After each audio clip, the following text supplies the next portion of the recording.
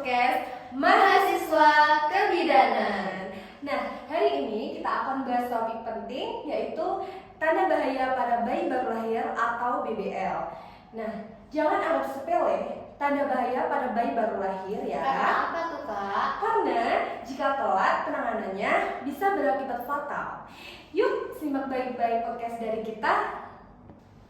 Kenapa sih Kak penting banget mengenali tanda bahaya pada bayi baru lahir? Nah, sebelumnya nih Kak, masa neonatal yaitu usia 0-28 hari setelah lahir adalah masa paling kritis dalam kehidupan seorang bayi. Di masa ini, bayi rentan mengalami gangguan kesehatan yang bisa memburuk dengan sangat cepat. Maka penting bagi orang tua, pengasuh, atau siapapun itu yang merawat bayi untuk tahu tanda-tanda bahaya yang perlu segera ditangani oleh tenaga kesehatan. Nah, sekarang kita masuk nih Kak ke tanda bahaya pada bayi baru lahir. Yang pertama, apa sih Kak Rifla? Nah, yang pertama itu bayi tidak mau menyusu, yang artinya bayi tampak lemas dan tidak ada usaha untuk menyusu sama sekali karena dikhawatirkan terjadinya dehidrasi pada bayi. Terus, selanjutnya apa lagi sih Kak? Lalu selanjutnya ada kejang. Kejang pada anak biasanya ditandai dengan mata melotot, kaki menghentak, badannya kaku. Nah, untuk bayi baru lahir kadang tidak seperti itu karena lebih samar cirinya. Cirinya antara lain matanya melihat ke depan seperti orang bengong, mulut mengecap atau matanya mengedip terus-menerus. Selanjutnya ada nafas cepat, yaitu lebih dari 60 kali per menit, atau nafas berhenti sesaat atau disebut juga apnea. Bisa menandakan infeksi, gangguan pernafasan, atau kelainan lain. Nah, untuk kisaran normal pernafasan pada bayi itu ada di antara 40-60 kali per menit. Kalau lebih berarti sudah digolongkan dengan sesak nafas. Nah, kemudian yang keempat itu ada tarikan dinding dada ke dalam saat bernafas.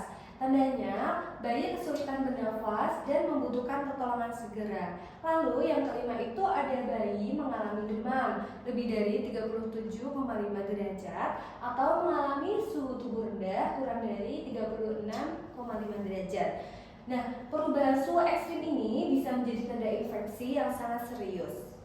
Lalu selanjutnya ada kulit atau bibir biru atau pucat. Ketika kulit atau bibir itu pucat, bisa menandakan kurangnya oksigen atau ada masalah pada jantung. Yang ketujuh, kuning yang menjalar ke telapak tangan dan kaki atau disebut dengan ikterus berat. Nah, kuning dikatakan normal bila timbul di hari kedua sampai hari ketujuh.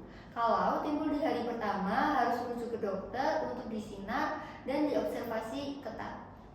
Nah, yang kedelapan itu ada muntah menyembur atau muntah kehijauan. Nah, muntah ini bisa menandakan gangguan saluran pencernaan yang serius pada bayi. Kemudian yang kesembilan ada perut kembung dan tidak buang air besar. Ini bisa menjadi tanda sumbatan pada usus.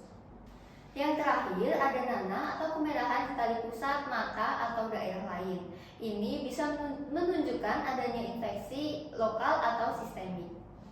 Apa sih Kak yang harus dilakukan jika menemukan tanda bahaya pada bayi baru lahir?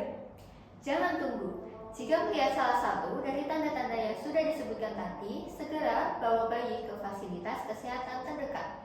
Jangan mencoba mengobati sendiri atau menunggu gejalanya hilang. Semakin cepat ditangani, semakin besar peluang bayi untuk sembuh. Jadi tetap waspada ya, karena kesehatan bayi sangat bergantung pada kepekaan kita sebagai orang tua atau pengasuh. Semoga informasi ini bermanfaat dan bisa menyelamatkan nyawa si kecil. Terima kasih sudah menyimak podcast dari kami. Sampai jumpa besok di episode selanjutnya.